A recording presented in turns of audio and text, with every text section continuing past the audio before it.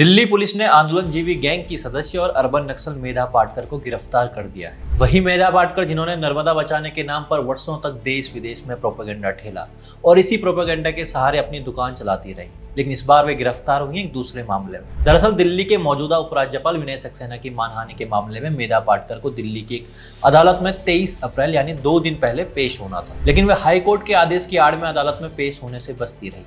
इसलिए मेधा पाटकर के खिलाफ कोर्ट ने गैर जमानती वारंट जारी किया था। साकेत कोर्ट के न्यायाधीश विशाल सिंह ने कहा था कि मेधा पाटकर अदालत में उपस्थित नहीं हुई और उन्होंने जानबूझकर सजा से जुड़े आदेश का पालन नहीं किया। न्यायाधीश ने यह भी कहा कि पाटकर की मंशा स्पष्ट रूप से अदालत के आदेश की अवहेलना करने और सुनवाई से बचने की थी, इसलिए कोर्ट ने कहा कि पाटकर को पेश कराने के लिए दबाव का सहारा लेना अनिवार्य हो गया है।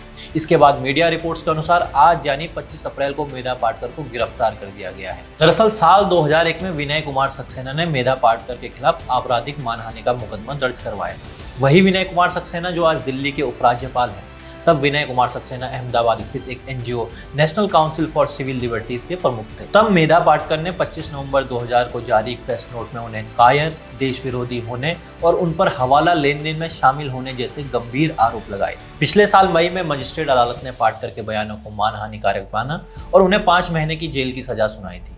हालांकि बाद में उन्हें जमानत दे दी गई थी, लेकिन एक बार फिर मेधा पाटकर कानूनी शिकंजे में फंस गई हैं। दोस्तों, देखा जाए तो मेधा पाटकर ने आरोप सिर्फ इसलिए लगाए थे क्योंकि विनय सक्सेना उनके प्रोपेगेंडा नर्मदा बचाओ अभियान के तहत काम नहीं कर रहे थे। मेधा पाटकर गुजरात में कई विकास परियोजनाओं पर बाधा डालने के लिए भी जानी जाती है। मेधा पाटकर ने नर्मदा बचाओ आंदोलन चलाकर नर्मदा पर बांध बनाने से रोका था, जिससे हुआ क्या, वर्षों तक लाखों लोगों को सूखे में रहना पड़ा और किसानों को एक बड़ा घाटा हुआ। लेकिन पीएम मोदी के विकास मॉडल के सामने ऐसी नक्सली सोच कहां टिक पाती है। कोई कल्पना भी नहीं कर सकता था कि कभी टप्पर, फतेहगढ़ और सुवाई बांधों में भी नर्मदा का पानी पहुंच सकता है और अब कच्छ के गांव-गांव में पानी पहुंचने से हजारों हेक्टेयर में सिंचाई की समस्या खत्म हुई। ये इतनी बड़ी ऐतिहासिक उपलब्धि थी कि इस पानी के पहुंचने का तब लोग उत्सव मनाते थे। इसे प्रकृति का न्याय ही कह सकते हैं कि उम्र के इस पड़ाव में मेधा पाटकर कोर्ट कचहरी के चक्कर लगाकर आज सलाखों के पीछे जा रही है।